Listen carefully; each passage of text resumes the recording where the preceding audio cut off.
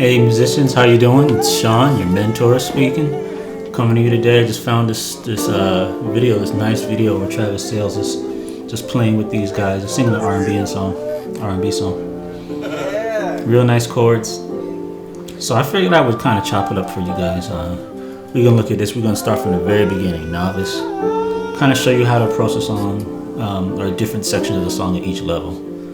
So kind of stay tuned. We're just gonna look at this.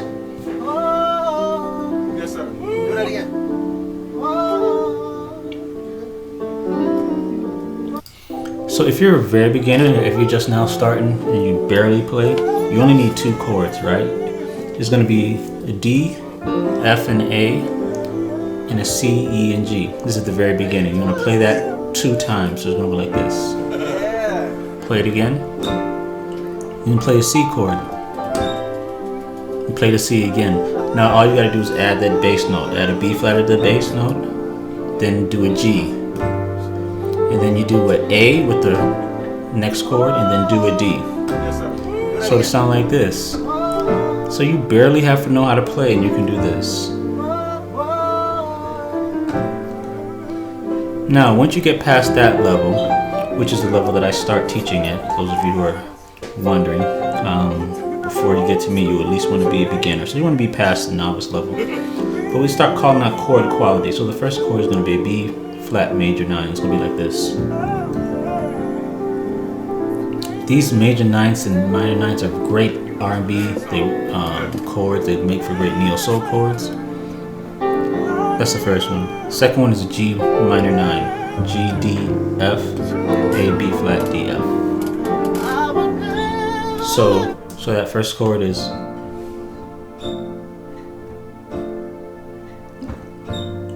and then that's the second chord. And then you have an A minor 7. That's an A, G, C, E, G.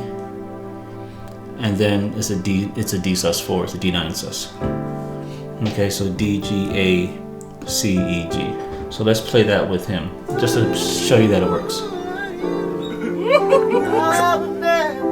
Now he's just having fun right now, so he's just fooling around. Here goes.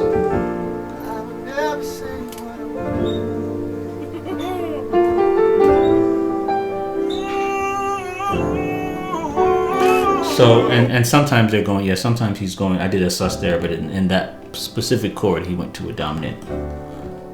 Right? Alright, now, let's go to the next, what if we go to the next level up? Now, I'm going to start from the beginning. I want to show you something here. Because what happens is you have to start thinking of these things differently. I know I'm moving fast, but we're hitting all these levels today. See that part there? Right, so this chord now is leading into this A minor 7 here. Okay, so we're asking ourselves, once we move past beginner, what do we do to move to a certain section? And this is just a little move that he does. This is going to be an inverted. Okay, at this level you know about inversions. So it's a B flat inverted, C inverted, D minor inverted, C inverted, B flat inverted, and then C inverted. That's all over a G bass. So let's play that with him, make sure it works.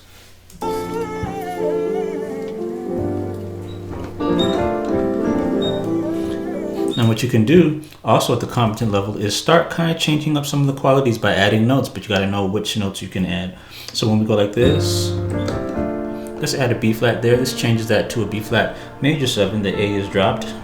So that's where I'm getting that from. And then here, we can put the D there. Remember, this is going to make this an A11, the D being the 11th note from the A or the 4th note. Okay, so this is added to the C. This is a decision that you make at that stage here on kind of what notes I can add to make the chord sound a little bit better or make the movement sound a little bit better.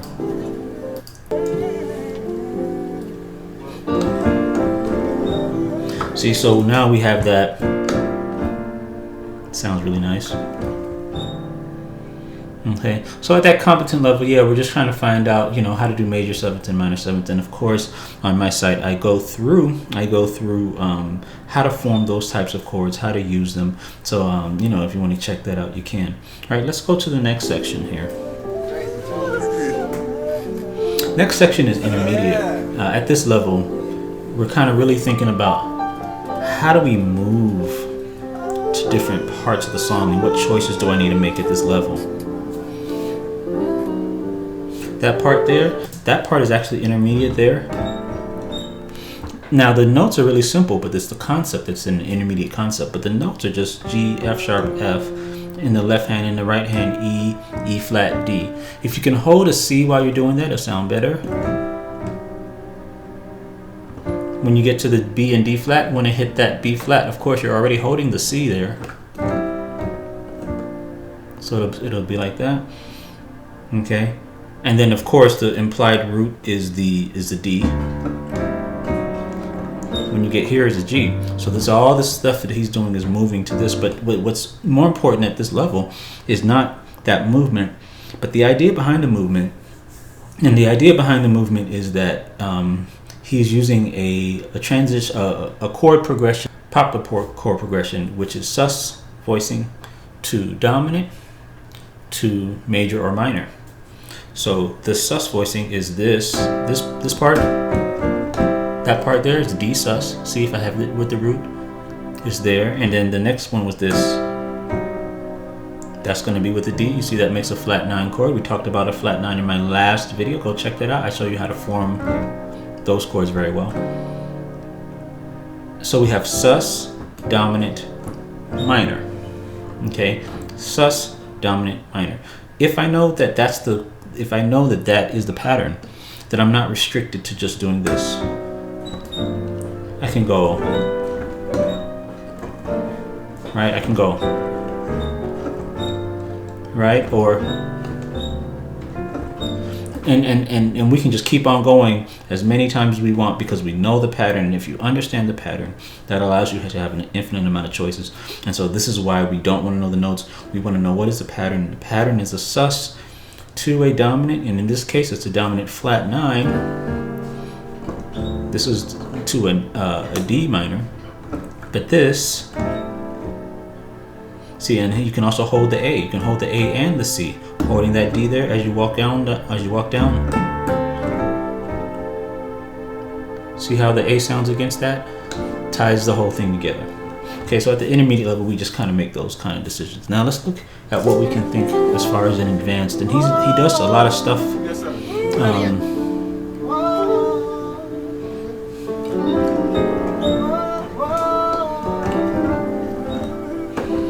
Okay, so now,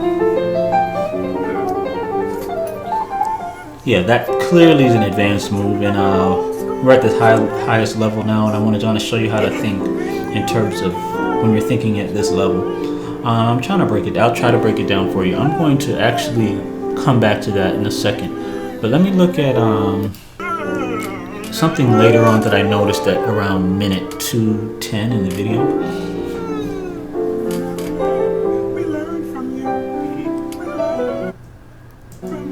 Did y'all hear that? Oh, I accidentally paused it. Let me do it again.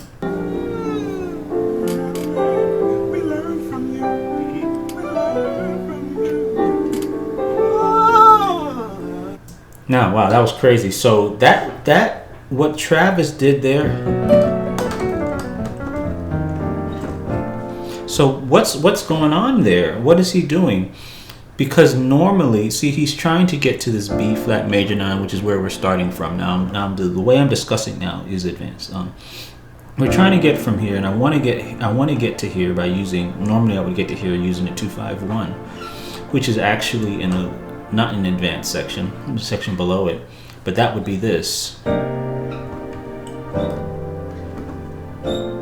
That would be an appropriate 2-5-1, but Travis doesn't do that. He hits a B instead. So he's hitting a B instead of the 2, right? I want to call it a flat 2 almost. And then to the F, then to the B flat. Okay, so this is it creates it. It's like it's so cool because in music we have the rules, but we have those rules so that we can break them, right? We understand the rules so that we can make decisions based on the flow of the song and the emotion that sometimes goes against all the rules. So this is not a 2-5-1. He is hitting a B, and this is a really cool move. And by the way, that chord there, this is how I am voicing it. I'm saying it as a B9 or a B sus, B F sharp A D, A C sharp E, and then we're going to an F like a 13 here, sharp 11. Okay, let me hear that again. Make sure I got that. We learn from you. We learn from... Yeah. Yeah, and then the chord after that.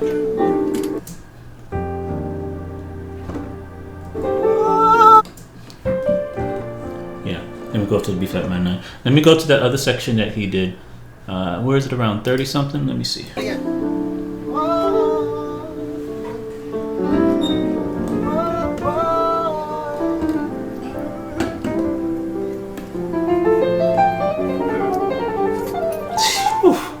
Yeah, let's hear that again. Let's see if we explain that for you.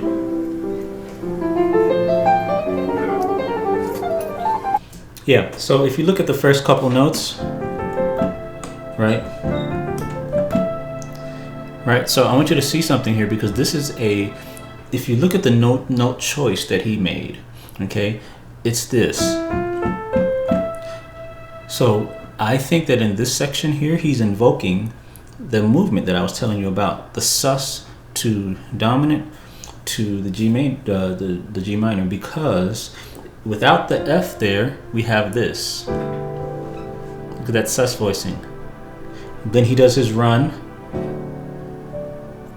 and then he does this. And I want you to listen to me as I play along with him to see that we've established that framework.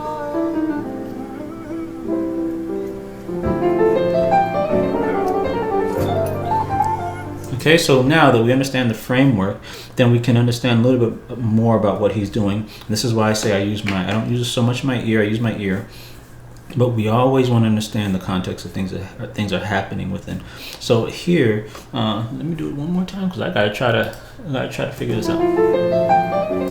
Oh. All right, that sounds like that's it.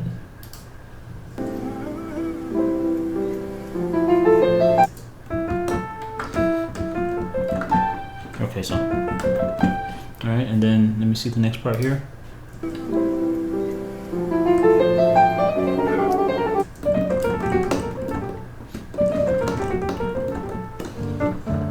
All right, so what's happening here? So here we're moving on this. We have this when he does this, and then with the left hand. Now you see that run, which is really nothing more than a G harmonic minor. Let's call it a Phrygian. Let's call it a Phrygian major because let's assume that it's happening over the D dominant. Now, even though he's not playing a D dominant, this voicing here that's leading. Somebody's gonna say, well, isn't this just leading half steps like up? I'd rather see it as a 5-1. If I see it as a 5-1, this means that I can add a C into this chord. See that? So now when he does, and instead of just doing, I can do this chord. See, that C makes a nice difference because that is the dominant chord here, rearranged. But remember, it's the idea is that it's sus to dominant. So another idea you can use on this, and I'm talking to advanced people here, is in our last video when we were talking about flat nines, right? So we can go from that sus to the flat 9. So that'd be the flat 9 would be this. But check this out, you can do the whole flat 9 with one hand. And if you look at the last video I taught you, tritone, separated by a minor third tritone, that whole tritone there is happening in the left hand. So the whole left hand is hitting the flat 9 chord while your right hand could be doing the run. All right, so let me hear that run again.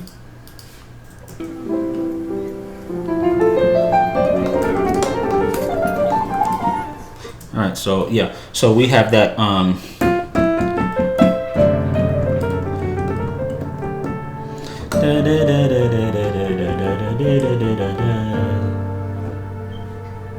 Right,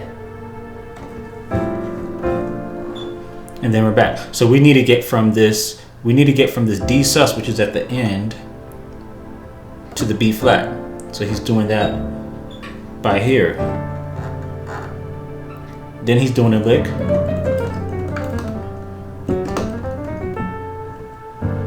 And then you can even do a dim major minor here. Okay, so again, just kind of, this is how I kind of look at things in terms of at that level, you know, just trying to find out what's causing him to make the choices that he's making, what kind of changes can I make. So yeah, this is kind of how I'm thinking at that stage. But if you're kind of wanting to look at kind of developing skills per level, so at each stage, you know, you understand things, and then all of a sudden things sound a little bit fuzzy, like, oh, I don't understand what he's saying as much. It's probably because that's just not the state that you're at the time. But there is a way that I have for you. If you look at the link in the description, and I'll show you how you can get to the right stage, what you need to do, everything that you need to do. Come on and join us. We've got a great community of musicians over there. And as usual, love talking to you guys. Thanks for giving me this opportunity to share with you today. We're going to go out on these love-making chords, y'all. So I'll see y'all next time.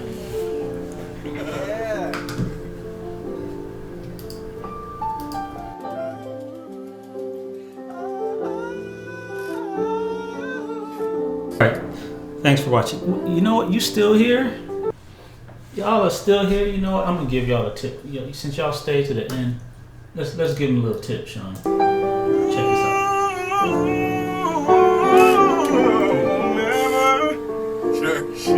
Yeah, he said church. Yeah. Listen to that chord again.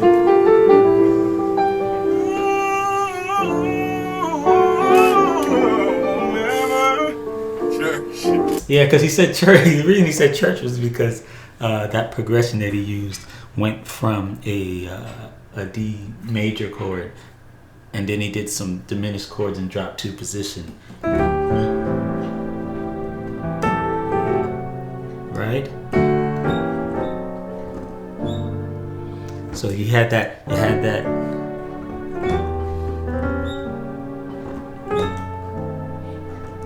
And I'll explain more of this on my website. But those are the chords